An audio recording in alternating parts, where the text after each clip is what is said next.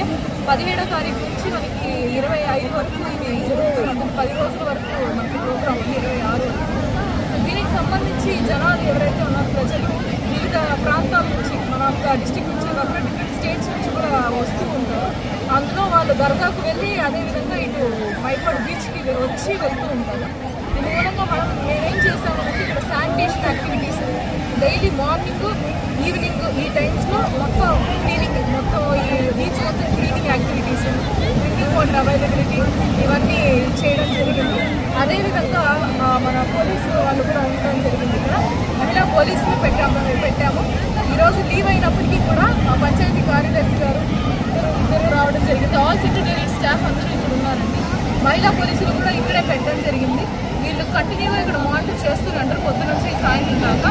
ఎవరు ఎటువైపున వెళ్లకుండా లోపలికి లోతుగా వెళ్లకుండా మనం ఇక్కడ మేనేజ్ చేయడం జరుగుతుంది. అదేవిధంగా గజ ఈతగాళ్ళని 12 మందిని పెట్టడం జరిగిందండి. వాళ్ళు all over the place distribute అయి ఉన్నారు.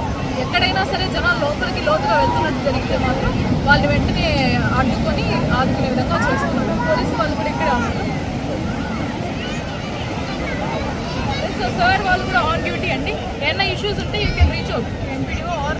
ఈ ప్రోగ్రామ్ రొట్టెల పండుగ మొత్తాన్ని ఇక్కడ ఏ ఇష్యూ రాకుండా మనకి మేనేజ్ చేయమని చెప్పి కన్సర్న్ డిపిఓ మేడం చెప్పడం జరిగింది, డిస్ట్రిక్ట్ లెవెల్ స్థాయిలో official. At the same time మన ఎమ్మెల్యే గారు, కోవూరు ఎమ్మెల్యే గారు ప్రశాంత్ రెడ్డి గారు మేడం దీన్ని పర్సనల్గా మానిటర్ చేస్తున్నారు. ఇక్కడ ఏ విధమైన ఇబ్బందులు కలగకుండా చూసుకోమని కూడా స్పెషల్ ఇన్స్ట్రక్షన్స్ ఇవ్వడం జరిగింది.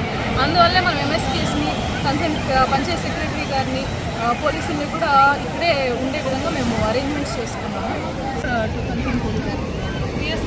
Thank you.